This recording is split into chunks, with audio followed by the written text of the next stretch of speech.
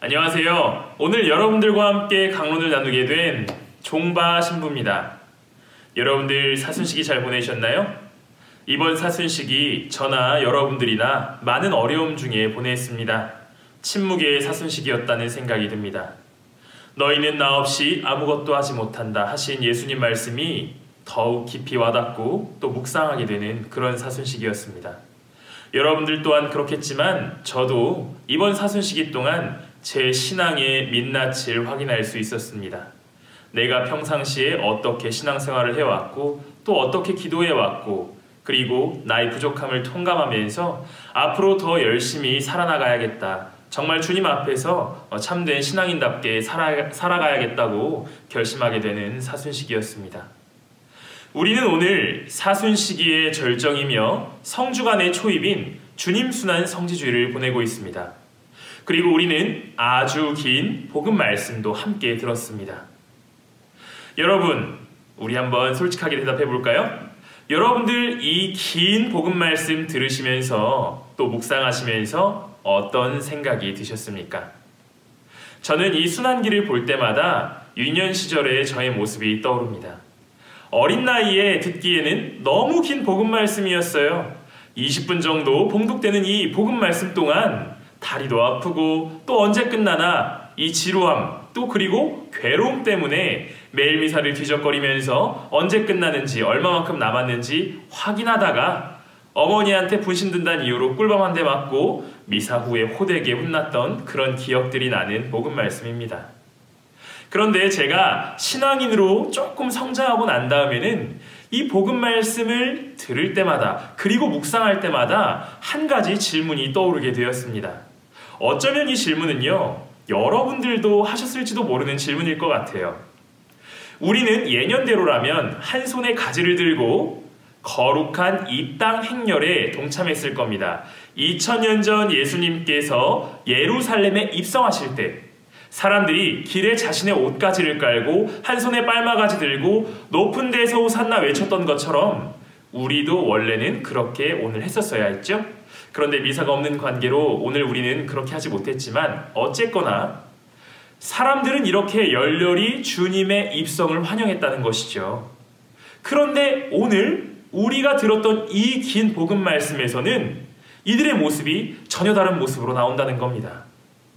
예수님을 십자가에 못 박으라고 외치고 더 크게 외치고 심지어는 그 사람이 아니라 바랍바를 풀어주라고 이들이 크게 외친다는 것이죠. 그래서 저는 그런 생각도 했어요. 율법학자와 바리사이들이 이 군중들을 상대로 뇌물을 먹였는가 돈을 먹였는가 하는 그런 생각도 사실 들었습니다. 이들이 왜 그렇게 태도를 바꿨는가? 예수님께 대한 원망스러운 마음, 적개심 어린 분노 어린 그들의 표현에 저는 그 이유를 찾지 못했던 것이죠. 제가 오늘 여러분들과 함께 나눌 내용이 바로 이에 대한 겁니다.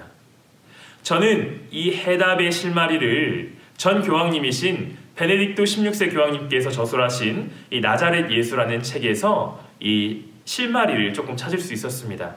제가 교황님 책 팔아드리려고 소개하는 것은 아니고요.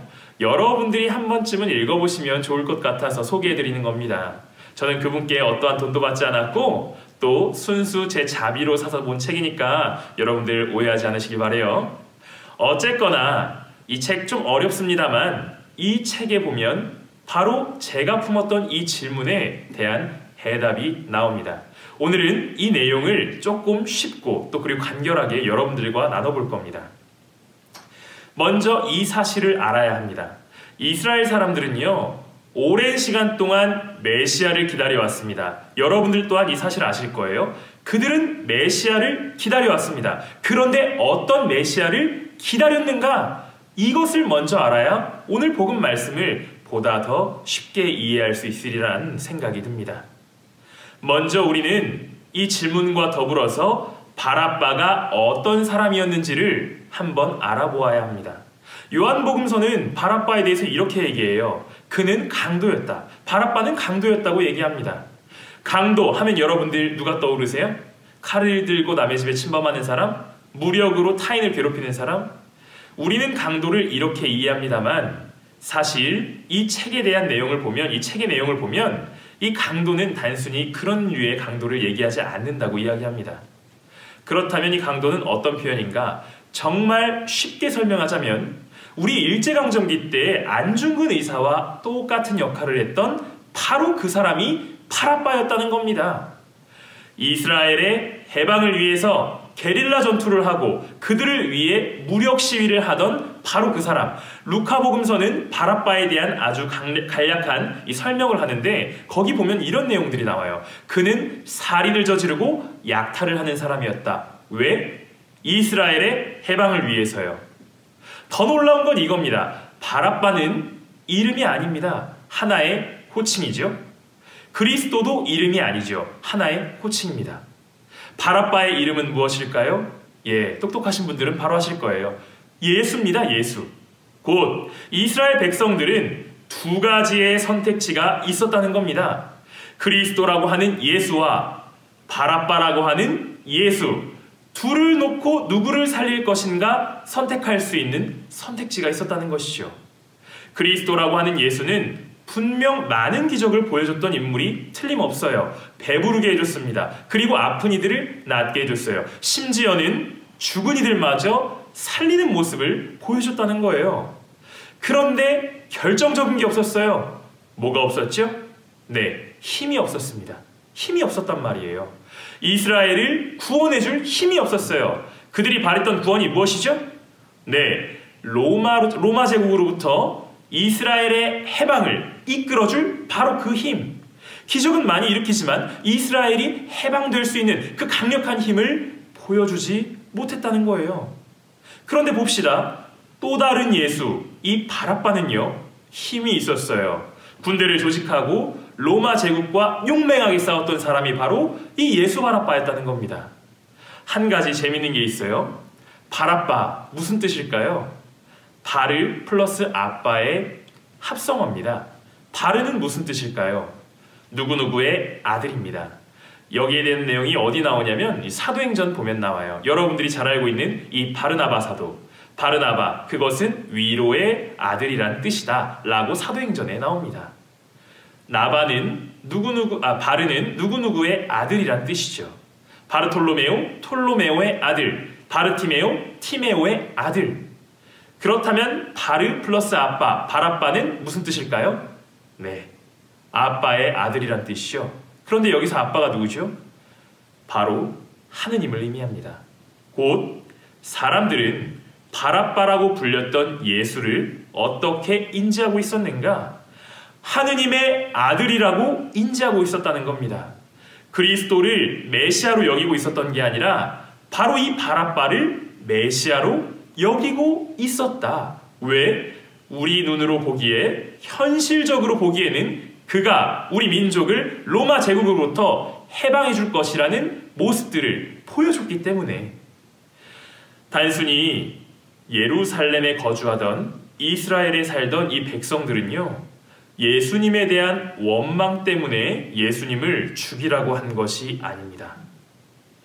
바라빠라고 불리웠던, 하느님의 아들이라고 불리웠던 이 예수를 살리기 위해서 그리스도라고 불리우는 예수를 희생시키길 원했던 것이죠. 우리는 이 모습을 곰곰이 잘 묵상해야 됩니다. 우리도 삶의 자리에서 살아가다 보면 신앙인으로서 현실과 신앙의 괴리를 마주하게 됩니다. 그럴 때 우리는 종종 이런 표현을 쓰곤 해요. 현실적으로 이것은 하기 어렵다. 실제로 제가 서품을 받고 사목생활을 하면서 신자분들에게 들었던 많은 내용 중 하나가 바로 이겁니다. 신부님, 강론을 들으면 그렇게 살아야겠다고 결심을 하고 마음을 먹는데 꼭 제가 있는 곳으로 나가면 그것이 잘 안 됩니다. 현실적으로 그것은 너무 어렵습니다. 우리는 늘 이렇게 현실과 신앙 사이에서 갈팡질팡합니다. 어쩌면 지금부터 제가 드리는 말씀이 여러분들에게는 설득력이 없을 수도 있고 또 신부님이니까 저렇게 말씀하시지 라고 말씀하실 수도 있겠지만 저는 그렇게 생각합니다. 우리가 현실 위에서, 현실이라는 토대 위에 우리의 신앙을 쌓으려고 한다면 그것은 신앙이 아니라 단순한 종교로 빠져들게 될 겁니다. 내 현실, 내 삶이 더 중요하다면 주님께서 우리에게 주시는 그 신앙은 아무런 힘도 발휘하지 못합니다. 그것은 단순한 종교에 머물지 않게 될 겁니다. 머물게 될 겁니다. 제가 너무 긴장하다 보니까 말을 거꾸로 하네요.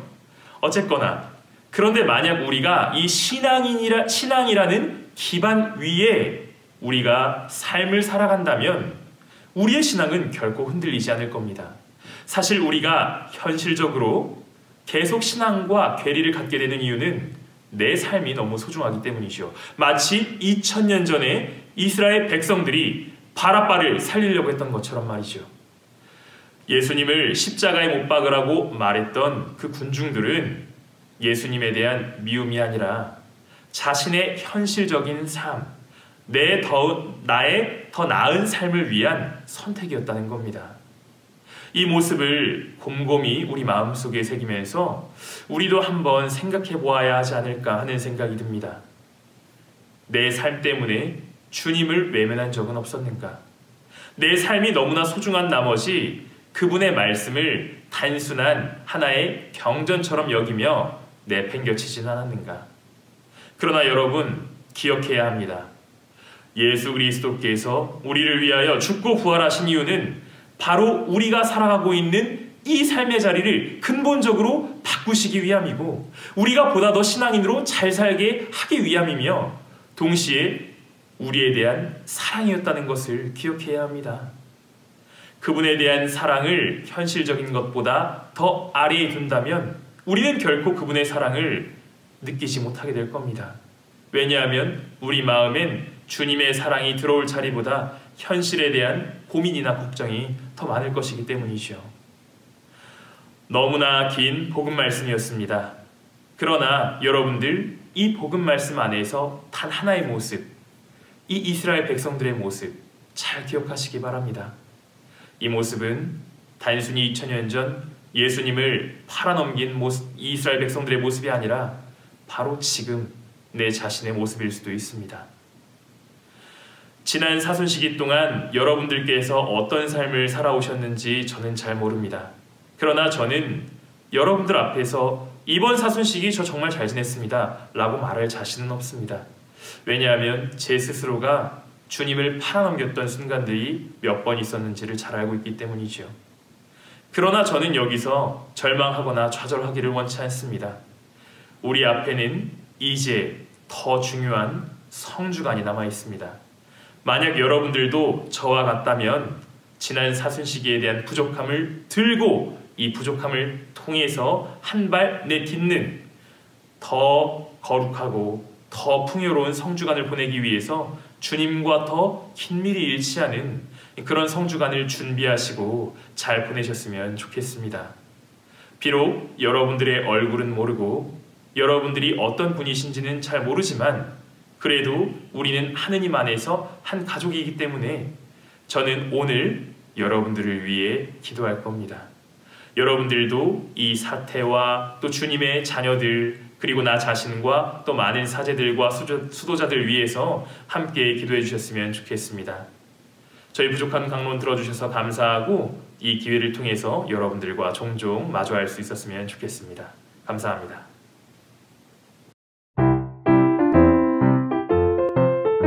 신부들이 소개하는 재미있는 신앙 콘텐츠